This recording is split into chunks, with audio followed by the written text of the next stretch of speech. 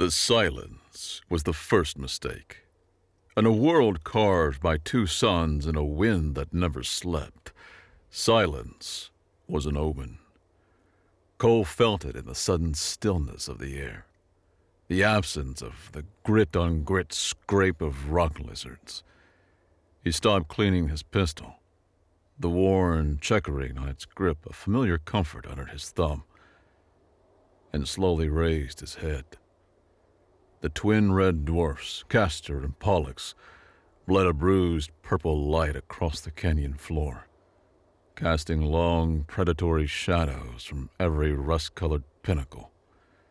Something was wrong. Too late. A shadow detached from the rock face above him. It fell with a whisper of displaced air, landing in a spray of ochre sand not 10 feet away. It was a woman, slender and wiry, wrapped in desert scavenger cloth that did little to hide the proud, rigid set of her shoulders.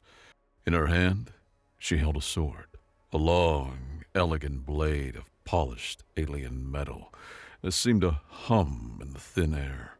It was a dueling weapon, a piece of art meant for ceremony, not a canyon-side mugging.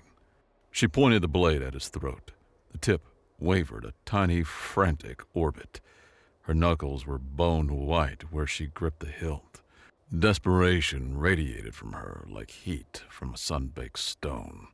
"Your water," she said, her voice tight, straining for a menace it didn't possess. "Your pack, all of it, now!" Cole didn't move. He didn't even blink. His gaze drifted from her face, pale and smudged with dust, down the length of her arm to the shaking sword, and settled on her hand. A small, humorless smile touched his lips. It didn't reach his eyes. His eyes were old, tired, and missed nothing. She took a half-step closer, the blade's tip now just inches from his jugular. "Did you hear me, human? I won't ask again. Any last words?" "Yeah," he smiled. "You're holding it wrong." Her carefully constructed mask of aggression didn't just crack, it evaporated.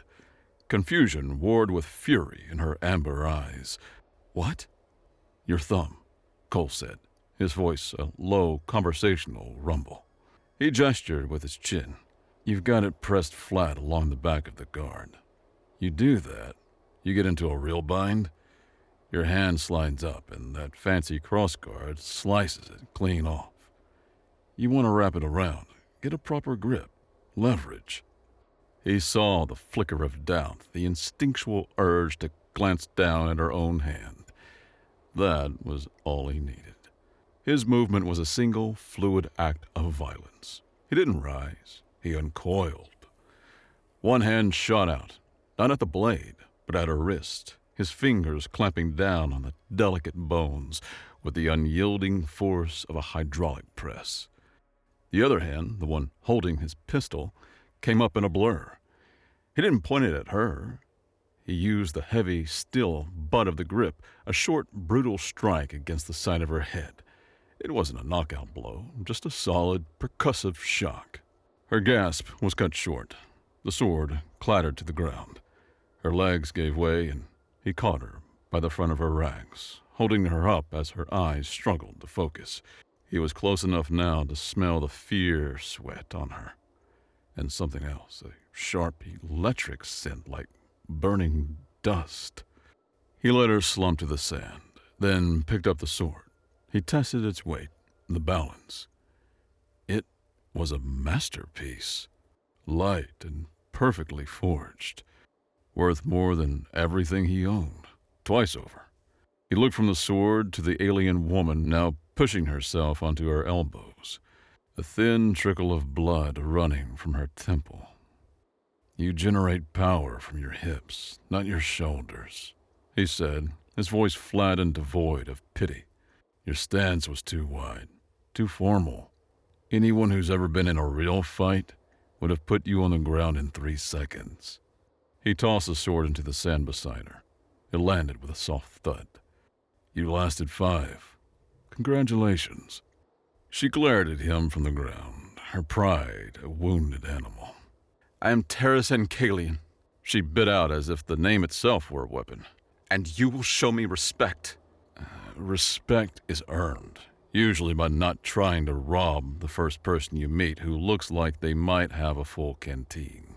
Cole holstered his pistol and went back to his meager camp, a bedroll and a small, solar-powered water still humming quietly.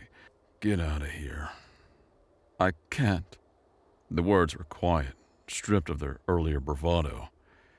He glanced back. She was on her knees, staring at the endless expanse of the canyon. "I need to get to Meridian. There's a ship." Her voice trailed off.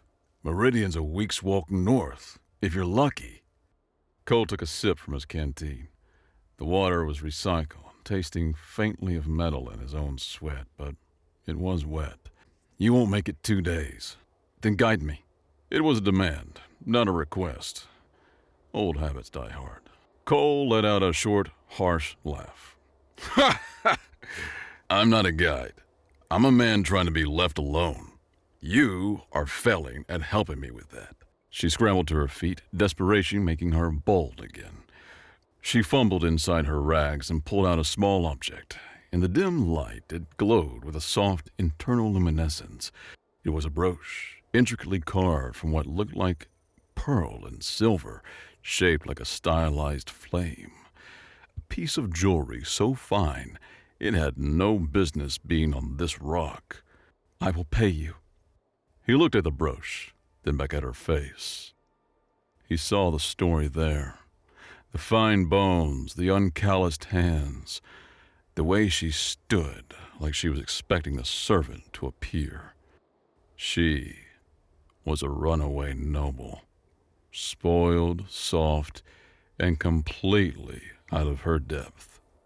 "Don't want it," he said, turning his back on her.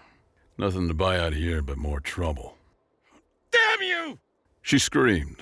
The sound echoed off the canyon walls. It was a cry of pure, undiluted frustration. And then something happened. The sand at her feet began to shift, not from the wind, but from a deep, rising heat. A faint orange glow pulsed beneath the surface, spreading in a circle around her. The air wavered like a heat haze, and the sharp electric scent intensified. Cole felt the hair on his arms stand on end. He spun around, his hand instinctively going to his pistol grip. Tarys was staring at her own feet, her eyes wide with a mixture of terror and awe. The glow subsided as quickly as it had appeared, leaving a patch of sand fused into glassy black rock. Cole stared at the scorched earth, then at her, the inner flame. He'd heard stories, the Athelian nobility, their thermal powers a sign of pure blood. He'd always dismissed it as myth, aristocratic propaganda. But this was real. And it was uncontrolled, wild. His entire calculation shifted. This was a walking powder keg, a liability of the highest order. If she lost control of that out here, she could start a rock slide, ignite a methane seep, or draw the kind of attention from off-world prospectors and local gangs that he had spent 3 years meticulously avoiding. This was simple risk management. It was better to have a bomb on a leash than one left to wander the Badlands. He let out a long, weary sigh that seemed to carry the weight of a dozen worlds. He walked over, picked up her fancy sword, and handed it to her, hilt first. Then he picked up the brooch from where she'd dropped it and pressed it back into her hand. "Keep it," he said. "You might need to buy a ticket." He looked at her square in the eye. "I'm going to Meridian. You can follow. My water sustains us. You get 1/3 of the rations, and a chance not to die. But we do this my way. That means you do everything I say, exactly how I say it, the second I say it. No questions, no arguments.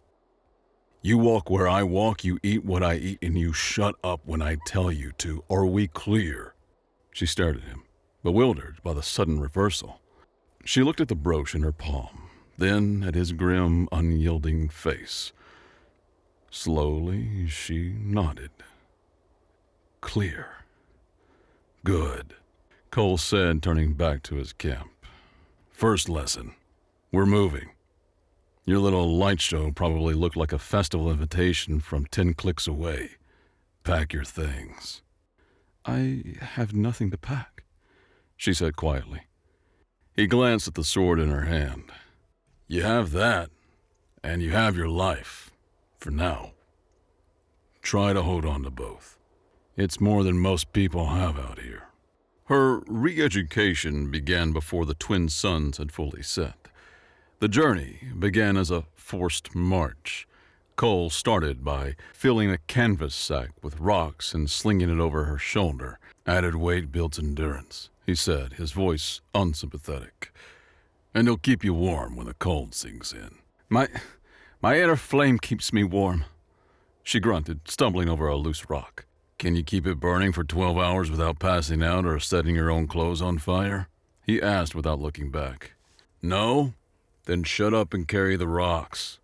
He pushed her relentlessly. They ran across flat, packed sand until her lungs burned and her legs felt like jelly. He made her climb sheer rock faces that shredded her soft hands, teaching her to find holds she couldn't see, to trust her feet. When she collapsed, sobbing with exhaustion, he would stand over her, let her catch her breath for exactly 60 seconds, and then haul her to her feet. Pain is a signal, he'd say, his voice a relentless drill. It tells you you're still alive. The moment it stops, that's when you worry. He taught her survival the Tarys-born way, the gritty, dirt-under-the-fingernails knowledge of the scavenger, a world away from the grand strategies of her people. He showed her how to spot the faint dark green lichen that only grew on rock strata holding deep-sea moisture. He taught her how to read the wind by the patterns it carved in the sand, predicting sandstorms hours before they hit. His lessons in combat were the most brutal. He took her sword away on the second day. Too much leverage for an enemy to use against you in close quarters. He gave her his own knife, a 9-inch piece of sharpened blackened steel with a simple utilitarian grip. Forget performance, he told her as they stood in the blood-red twilight. Forget stories with 3 acts. A fight is a single violent sentence, and the only punctuation is a corpse. The goal is to make sure it's not yours. He drilled her endlessly. Block, parry, thrust. Wrong.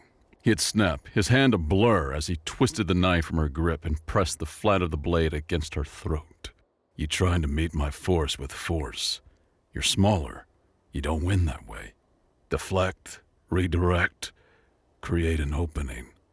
He'd make her do it again and again and again. You're dead, he'd say, tapping her ribs with the hilt. You left yourself open.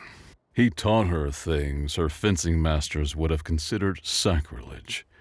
How to kick sand in an opponent's eyes, how to use a rock, a pack, a canteen as an improvised weapon, how to break a thumb, how to sever a tendon. Forget honor.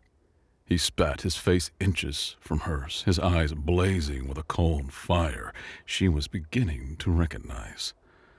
Honor is a luxury for people who don't have to worry about where their next breath is coming from.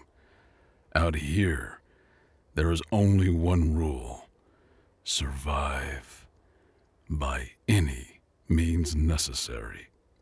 During a rare break, while they were sheltered from the wind in the lee of a massive wind-hollowed boulder, she saw him stretching, his face tight with pain.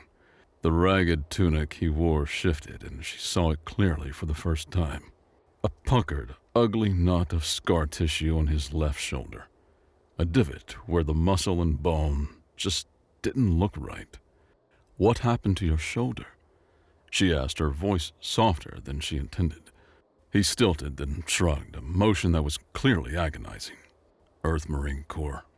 Got a little enthusiastic with a rocket launcher during a bug hunt on Cerberus Gate. Recoil popped it out of the socket. He rotated the arm, a grimace flashing across his face. Corpsman slapped it back in, but it never healed right. Too much scar tissue. Dislocates if I look at it funny. He gave her a hard look. Weakness. Don't ever tell any enemy your weakness. They were 3 days out from Haven, a moisture farming outpost that was the last stop before the long push to Meridian, when the skitters found them. They came with a sound, a pack of 6 of them, pouring over a dune like spilled oil. They were low-slung, 6-legged desert predators moving with a horrifying, jerky speed. Their chitinous bodies were the color of the rust sand, and their eyes, clusters of tiny black lenses, glittered in the dim light. Tarys reacted on instinct. The fear, the surprise. It was a spark on dry tinder. She threw her hands out, and the inner flame answered her call. A huge, magnificent plume of fire erupted from her palms, a roaring torrent of orange and yellow that shot 30 feet into the air. It was a spectacular display of raw power. It was also completely useless. The skitters, fast and low to the ground, scattered, easily evading the fiery column. The blast washed over the empty sand where they had been a second before. The effort left Tarys grasping, dizzy, a wave of exhaustion washing over her. She stumbled back, her vision swimming. While she was still recovering, Cole moved. Pop, pop! 2 clean shots from his slug thrower. The heavy caliber rounds hit 2 of the creatures mid-leap, shattering their armored hides in sprays of black ichor and sand. They tumbled to the ground, twitching. 3 more skitters converged on him. He didn't backpedal. He stepped forward, drawing his knife as the first one lunged. He went low, spinning, the knife a silver arc that severed the creature's foremost legs. It squealed and crashed to the ground. He was already moving on the 4th, using the down skitter as a temporary shield. The last one, seeing its packmates destroyed, changed targets. It veered towards the exhausted Tarys. "Knife!" Cole yelled. Tarys fumbled for the blade at her belt. Before she could even get a proper grip, something flew past her head, a flash of black steel.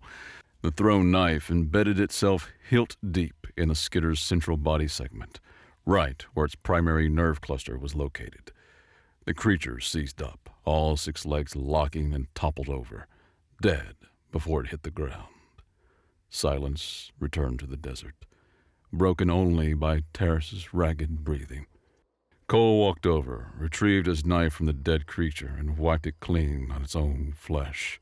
He didn't look angry, which was worse. "What was that?" he asked, his voice dangerously calm. I tried to stop them," she stammered. "No," he corrected. "You tried to put on a fireworks display. You wasted enough energy to cook a side of beef on a single empty patch of sand.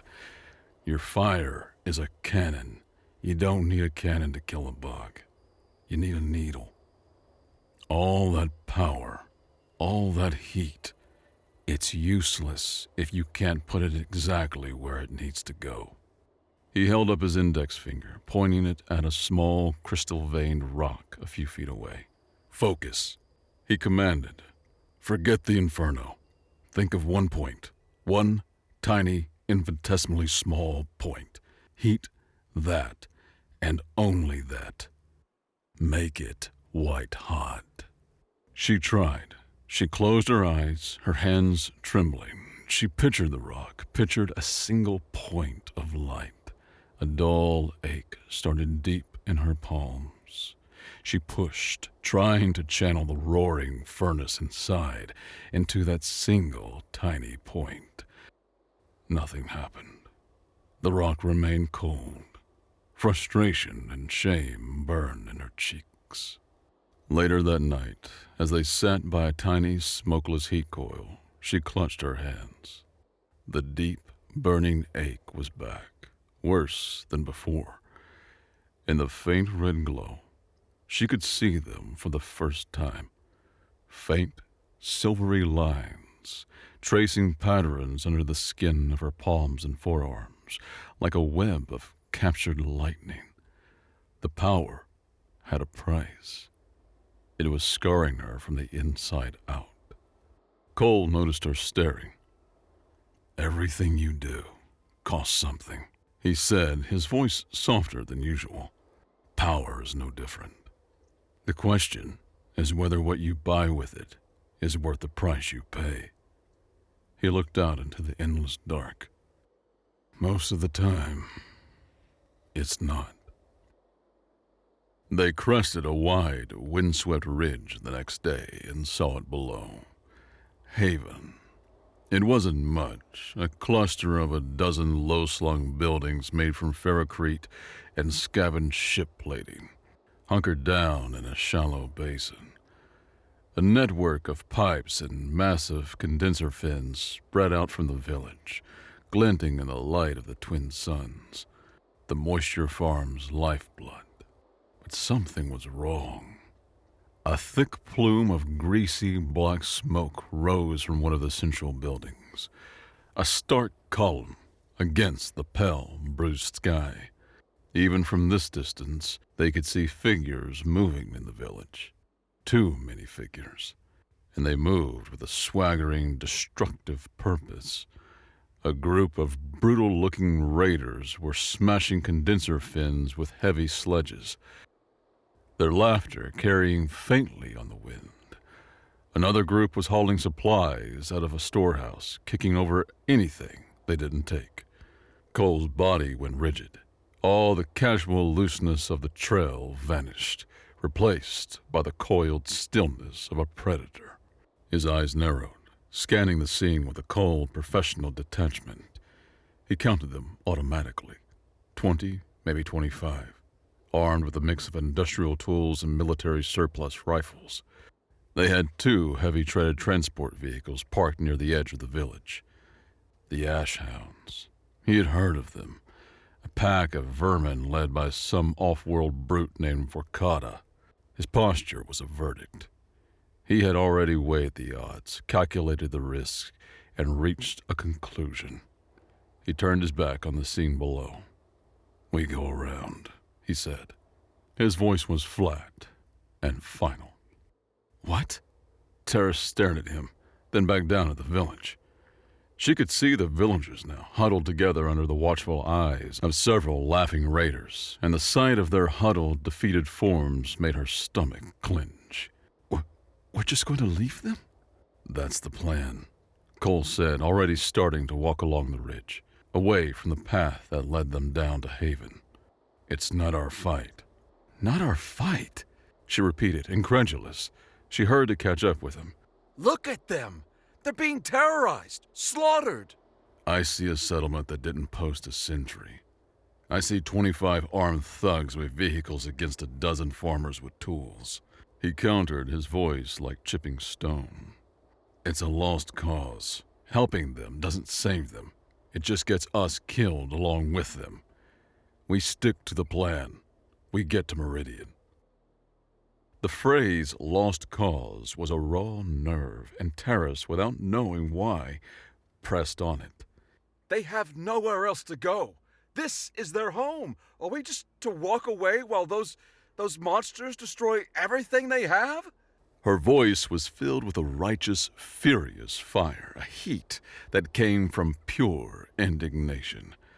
It was the fury of a noble who, for the first time, understood the plight of the defenseless. It was the indignation of someone whose entire world had been stolen by brutal, grasping men. And in her anger, Cole saw an unwelcome ghost.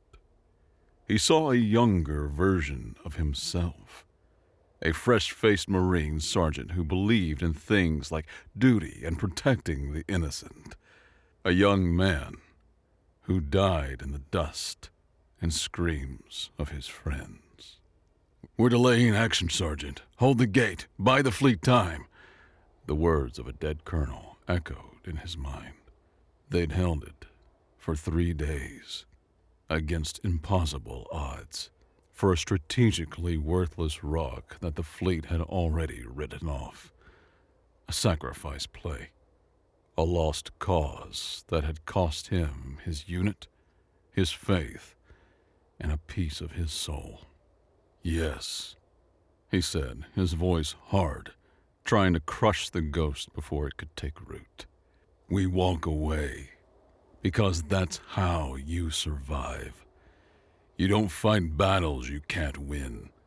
You don't die for other people's mistakes." So we do nothing! Tarys yelled, her hands clenched into fists at her sides. The sand around her feet began to glow faintly. We just let evil win because it's easier? He stopped and turned to face her. "Evil wins all the time. Power wins. The strong take from the weak. That's the law of the universe. That's the only law there is. Wading into a slaughterhouse out of some misplaced sense of honor is how you end up a martyr, and martyrs are just well-meaning corpses." His words were a fortress he had built around himself for years, stone by painful stone. But seeing her there, blazing with the same naive, suicidal nobility he had once possessed, a single stone loosened. A crack appeared in the wall. He looked down at Haven, at the smoke, at the huddled villagers.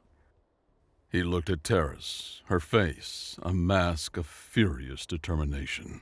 He was supposed to be the cynic, the survivor. He was supposed to be teaching her to be like him. But maybe, just maybe, she was reminding him of who he used to be. He let out a string of curses, sharp and bitter. He spat in the rust-colored sand. "Fine, but don't you dare say I didn't warn you." The cold, tactical part of his brain, the part that had never truly shut down, was already re-engaging. His apathy was gone, replaced by a chilling focus that saw only angles, odds, and outcomes. "If we're going to do this stupid suicidal thing, we're going to do it my way." Night fell on Tarys like a shroud. The twin suns sank below the horizon, plunging the twilight belt into a deep, cold dark, lit only by the distant glitter of the galactic core. Under the cover of that darkness, Cole and Tarys moved like ghosts descending from the ridge into the wounded village of Haven. They found the Elder in a root cellar beneath the one building the Ashhounds hadn't torched, the main community hall. Her name was Brenna, a woman whose face was a roadmap of hardship, her eyes holding a deep, bone-weary resilience. About 15 other villagers were crammed into the small space with her, their faces pale and drawn in the flickering lamplight. "They said they'd be back," Brenna said, her voice raspy. "Their leader, the big one, he said they'd be back in 2 days for a final collection, a tribute."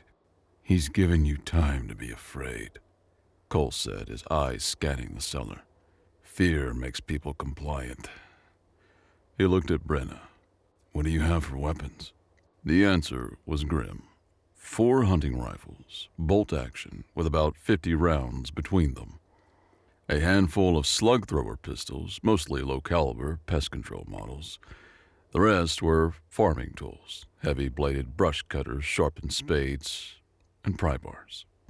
Cole didn't scoff. He began an inventory. "The rifles have range. The cutters are good for close work. Heavy, good for breaking bones." He was all business, his earlier reluctance burned away by the familiar fire of tactical necessity. This was a problem to be solved like any other. The stakes were just higher. He took a piece of charcoal and on the back of a discarded crate began to sketch a map of the village and the surrounding canyons. "We can't beat them in a straight fight. We don't try. We bleed them. We use the terrain. This is your home. You know every rock, every shadow.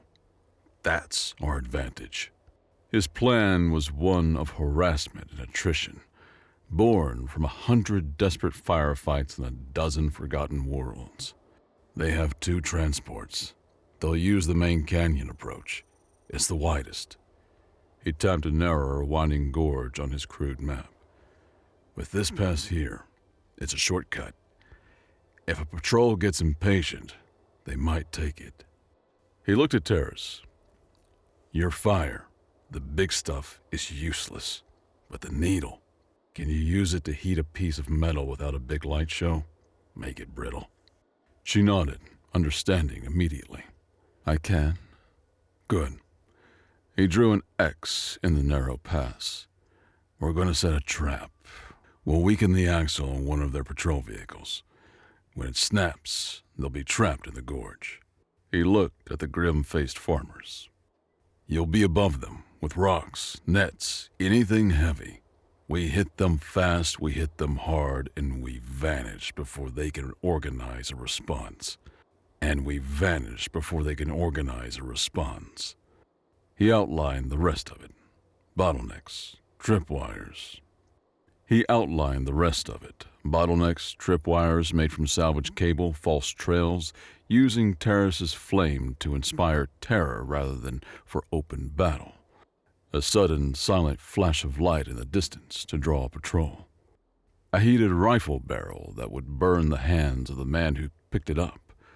Small, cruel, unnerving acts designed to fray their nerves and chip away at their numbers. They think you're scared sheep, Cole finished, his eyes meeting each of theirs in the dim light. We need to teach them that this valley is full of wolves. For the first time since the raiders came, a glint of defiance appeared in the villagers' eyes. It was a fragile, dangerous thing. It was hope. The first patrol went out the next evening. A single transport with 4 raiders, just as Cole had predicted. They were arrogant, complacent, driving too fast. They grumbled about the main route and, seeing the narrow gorge, took the shortcut. Tarys had done her work hours before, under the cover of the pre-dawn gloom. Creeping up to the parked vehicle, she had focused her power, a silent, intense act of will. She hadn't created a single flame. She had simply poured pure heat into the vehicle's rear axle, a tiny, white-hot point that cooked the tempered steel until it was as strong as glass. They were halfway through the gorge when it happened. With a sharp crack that echoed like a rifle shot, the axle sheared. The transport swerved violently, its heavy treads digging into the canyon wall before lurching to a halt at a drunken angle. The raiders piled out cursing. Before they could even assess the damage, the attack began. From the cliffs above, a deluge of stones and heavy debris rained down, orchestrated by Brenna and her people. A weighted cargo net, smelling of dust and dried fish, dropped from an overhang, entangling 2 of the raiders, who thrashed and roared in fury. Then Cole and Tarys hit them from the canyon floor. Cole was a blur of motion, his pistol barking twice. One raider, trying to untangle his rifle, crumpled with a slug through his chest. The second shot took another in the leg, sending him screaming to the ground. Tarys moved on the raider tangled in the net. He raised his helmeted head, a narrow view slit, his only vulnerable point. She remembered Cole's words, a needle, not a cannon. She thrust her hand forward, and from her fingertips shot a tiny, almost invisible jet of white-hot flame, no thicker than a wire. It lanced through the view slit. The man's scream was cut short with a sickening wet sizzle. He collapsed, smoke pouring from the eye hole of his helmet. The last raider, the driver, stared in horror at what was happening. He abandoned the vehicle and ran. Cole let him go. Let him run, he said, his voice hard as he reloaded his pistol. Fear is a better weapon than a bullet. Let him go back and tell them what happened. The attack was over in less than 30 seconds. Swift, brutal, shockingly successful.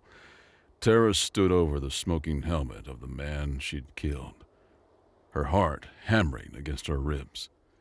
There was no glory in it, just a cold, grim finality. She looked over at Cole. He gave her a single, sharp nod. The gesture contained no praise, only a grim acknowledgement. Job done. For the first time, standing in the aftermath of violence, they felt like a team. Their victory was a lit match in a hurricane. It felt good for a moment, but the storm was coming. The lone survivors scrambled back to the main raider camp, babbling about ghosts in the rocks and silent, killing fire. Vorkata himself was the response. The next day, as the twin suns reached their zenith, the full force of the Ashhounds descended on Haven. They didn't bother with the canyons. Their remaining transport, a much larger, heavily armored beast, smashed its way through the moisture condenser fins, crushing the delicate machinery under its treads. It was an act of pure, spiteful destruction. Following it on foot was the rest of the gang, nearly 20 of them, and leading them all was the warlord himself. Vorkata was even more massive than he had looked from the ridge. He was a Gorgon, a species known for their size and thick-plated skin that had the sheen of dull iron. He carried no rifle. In one massive three-fingered hand, he held a crude, heavy axe that was part weapon, part demolition tool. He walked with the lumbering confidence of a creature who had never known a real threat. His gaze swept over the seemingly empty village, a cruel smirk on his reptile-like face. He had come for extermination. From their hiding place in the community hall, Cole watched them spread out. "So much for attrition," he muttered, his hand resting on his pistol. They were vastly, hopelessly outnumbered. The fight for Haven was a chaotic, desperate scramble for survival. Cole's traps worked, but they were a finger in a cracking dam. A tripwire sent 3 raiders tumbling into a pit, only for 5 more to storm past them. The villagers, fighting with a desperate courage, managed to bring down a few with their hunting rifles from concealed positions, but the Ashhounds answered with overwhelming automatic fire that tore through the thin walls of their homes. Cole fought like a cornered devil. His movements were a study in deadly economy. A double tap from his pistol here, a knife in the throat there. He moved through the chaos, a ghost of deadly intent, always seeking a better position, a clearer shot. Tarys fought with a new ferocity. Her fire was more controlled now, lashing out in focused bursts that melted rifle barrels and seared through armor gaps. The noble playing that war was gone. In her place stood a soldier, but she was still inexperienced. She fixated on a group of raiders pinning down Brenna and 2 others, and in her focus, she didn't see the hulking brute coming up on her flank. Cole saw him. The raider was leveling a heavy-gauge shotgun, a clear shot at Tarys' back. There was no time to shout, no time to aim. Cole reacted without thinking. He launched himself forward, a desperate flying tackle. He shoved Tarys hard, sending her sprawling out of the line of fire. He felt a moment of grim satisfaction before the world exploded in pain. A heavy, metal-sheathed club swung by a different raider he hadn't seen, connected squarely with his upper back and shoulder. The sound was a wet, sharp crack, audible even over the gunfire. White-hot agony flared from his clavicle, a universe of pure, blinding pain. The strength went out of his limbs, the world tilted, and the red sky spinning into a vortex of black. He was unconscious before he hit the ground. Cole! Tarys' scream was pure anguish. Seeing him fall, seeing the man who had tormented her, trained her, and ultimately saved her go down, something inside her snapped. The careful control he had taught her shattered. All the grief, all the rage, all the terror of the past weeks erupted at once. She rose to her knees and unleashed a massive, uncontrolled wave of fire, a roaring nova that engulfed the raiders nearest to her. But it was a blind, wild thing. In the chaos, another raider slammed the butt of his rifle into the side of her head, and her world, too, went dark. Pain was the first reality, a deep, grinding universe of it centered in his left shoulder. Every breath was a fresh stab of fire. Cole's eyes fluttered open. The world swam into a blurry, red-tinged focus. His head was surprisingly clear, but his body was a wreck. He was tied to a thick wooden post in the center of the village square. His arms were pulled tight behind him, the rough rope biting into his wrist. The position stretched his broken clavicle, sending fresh waves of agony through him with every slight movement. The fighting was over. The ashhounds were moving through the ruins of Haven, looting, laughing, kicking at the bodies of the fallen. A handful of surviving villagers, including Brenna, were kneeling in a miserable, defeated huddle nearby, guarded by 2 raiders. And then he saw them. Vorkata, the hulking Gorgon, stood over Tarys' beaten body. She was unconscious, a dark bruise swelling on her cheek. The warlord had one massive, booted foot planted firmly on her chest. He was giving a speech to the terrified villagers, his voice a gravelly boom. And this is the price of defiance. Vorkata roared, gesturing down at Tarys. This is what happens when you listen to outsiders, when you forget your place. He savored their terror for a moment, then looked down at the unconscious woman under his foot. He raised his massive, crude axe. Now a lesson in consequences. The axe rose higher, glinting in the light of the twin suns.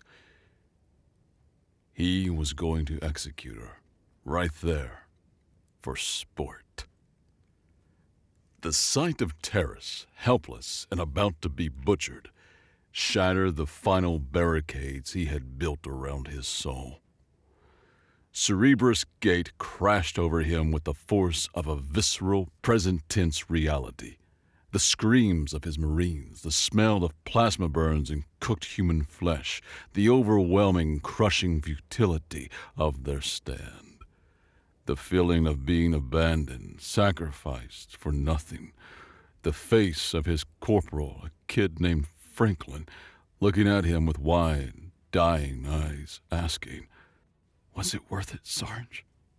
It had filled him with despair then, a cold, dead emptiness that had hollowed him out for years. But this time was different. He saw a fat, arrogant bully in a ruined village. He saw a murder about to happen, and the person under the axe, the one he was watching die, was Tarys.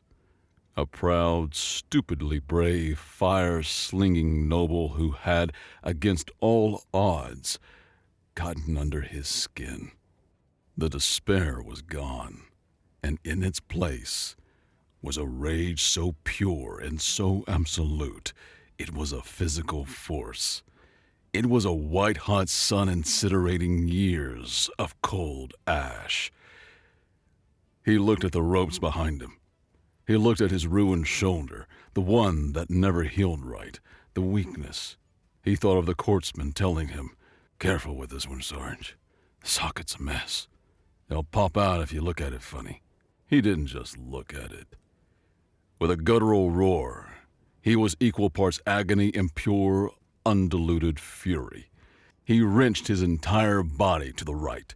His fight was with his own joints, not the ropes. He felt a wet, tearing pop, As his left humerus ripped free from his glenoid socket, the pain was blinding, a nova of pure agony that would have made most men pass out. But the rage was stronger. The sudden, sickening slack in his arm gave him just enough room.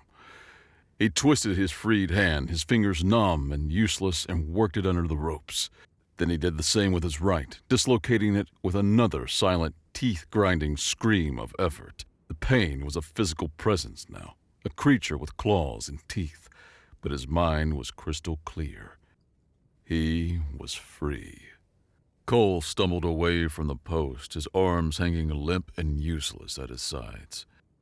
He was a wreck, a broken thing held together by sheer, stubborn fury. He was no match for a healthy, armored Gorgon in a straight fight. So, he didn't fight.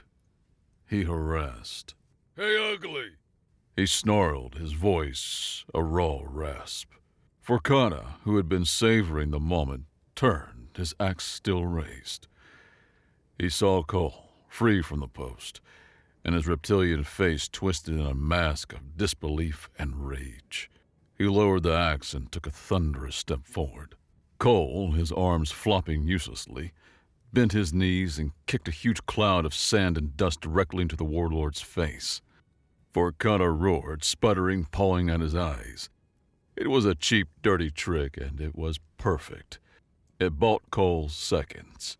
He scrambled away, weaving through the burning wreckage of a moisture condenser. The chase began, a raw humiliation for the warlord. Forcada, a mountain of muscle and plated armor, was a brawler ill-suited to a chase.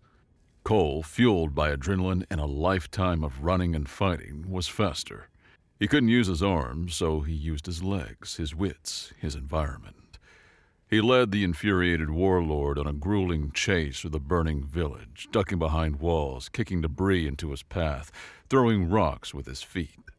He was turning Forcada's grand execution into a farce. The remaining ashhounds stopped their looting to watch, their laughter dying as their fearsome leader was made to look like a fool, chasing a broken man he couldn't catch.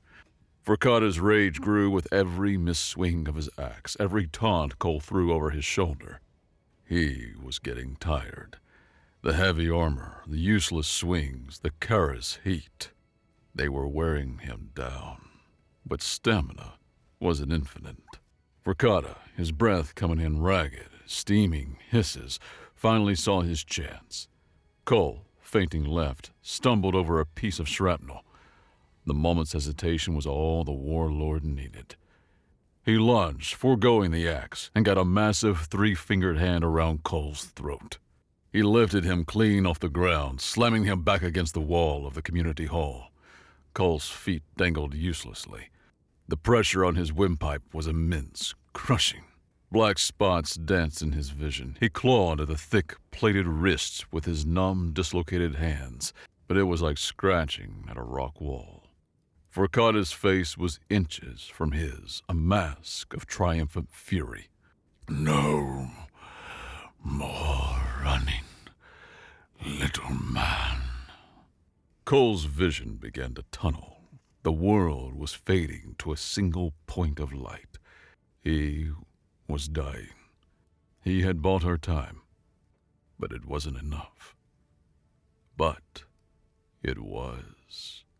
On the ground, Tarys stirred. The world came back to her as a pounding headache and the smell of smoke. She pushed herself up on one elbow, her vision clearing, and she saw him. She saw Cole, his face purpling, being strangled against a wall, sacrificing himself for her, for the village, for a cause he claimed not to believe in. In that instant, everything he had taught her coalesced. The pain, the fear, the grief of the fallen villagers, her rage at Forcada. It all swirled into a single, perfect, razor-sharp point of focus. She looked at Forcada, this monster of iron and cruelty, and he resolved in her vision into a single target. Cole felt his consciousness slipping away. His lungs burned for air that wouldn't come.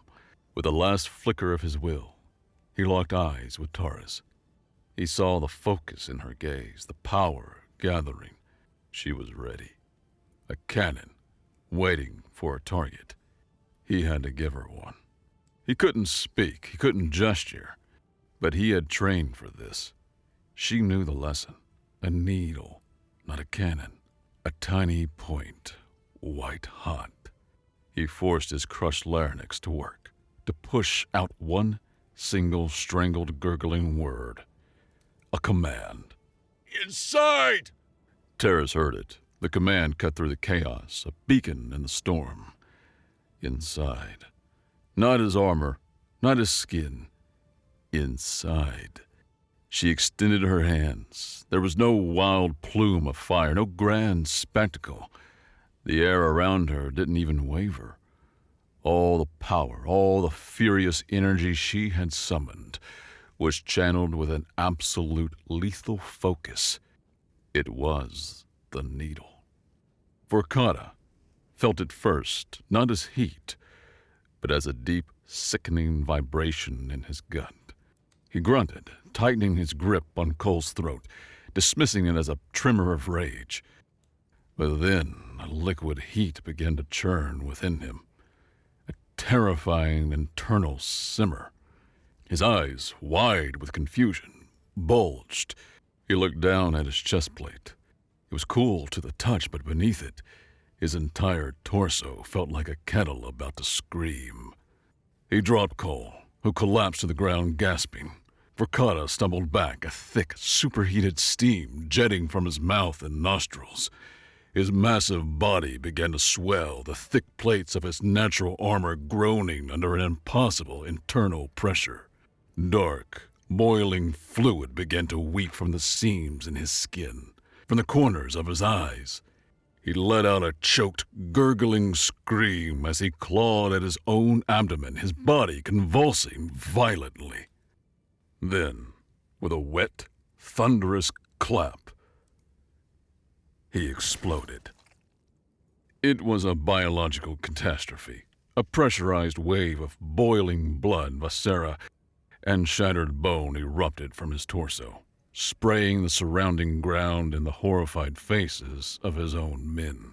His armor, ripped apart from within, clattered to the ground in smoking, gore-splattered pieces. For a heartbeat, the remaining ashhounds stood frozen, slicked with the remains of their leader. The air was thick with the coppery stench of boiled blood. This wasn't battle. This wasn't even execution. This was an abomination. Then the terror broke them. They screamed, high-pitched animal sounds of pure dread. They dropped everything, loot, weapons, and ran, scrambling over each other, slipping in the gore, desperate to escape the place where beings could be turned inside out by a silent command. Cole, gasping at the ground, pushed himself up with his legs. His vision was blurry, but he could see the carnage. There was no body left to check, no corpse to punctuate. Only a steaming crimson ruin where a warlord had stood seconds before.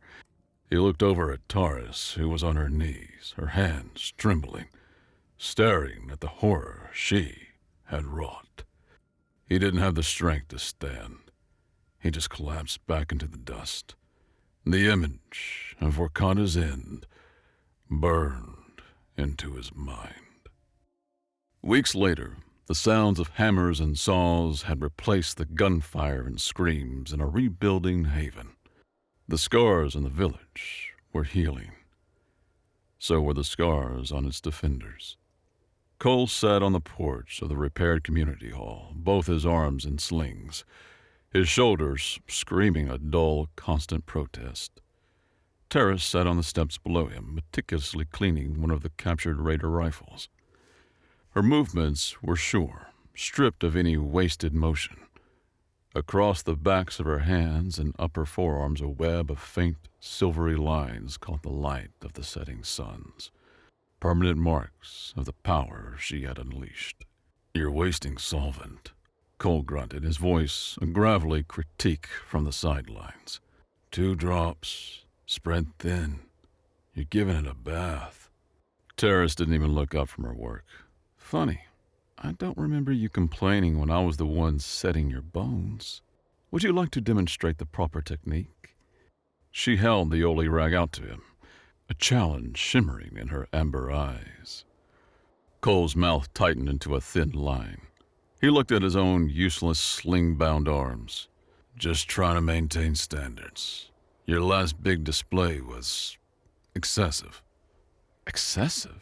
She paused, her gaze turning towards the community hall wall, which was still faintly stained despite days of scrubbing. You said by any means necessary. It was necessary and very, very final. It was messy, he retorted. Brenna said they were finding bits of him in the rain gutters for a week. A little subtlety goes a long way. Next time a building-sized reptile is crushing your throat, I'll be sure to use subtlety. She racked the rifle's bolt with a sharp, satisfying clack. The easy, familiar rhythm of their bickering was a balm. It was the sound of survival. He winced as a sharp pain lanced through his shoulder, a motion he couldn't hide. Tarys' teasing expression softened instantly. Still hurts that much? My skeleton feels like a bag of smashed crabs, he admitted, the words tasting like rust. He nodded toward her hands. What about you? She flexed her fingers, watching the silvery scars catch the light. They looked like captured lightning. They ache, like a memory of fire held too close. A bad one? He asked, his voice quiet. No. She looked from her scarred hand to the rebuilt homes, to the villagers moving with purpose instead of fear. Then she looked at Cole. It's a reminder that some things are worth paying for. Later, they stood on the same ridge where they had first seen the village. The smoke was gone. The condenser fins were being rebuilt. Life was returning. They looked out at the vast, rust-colored horizon.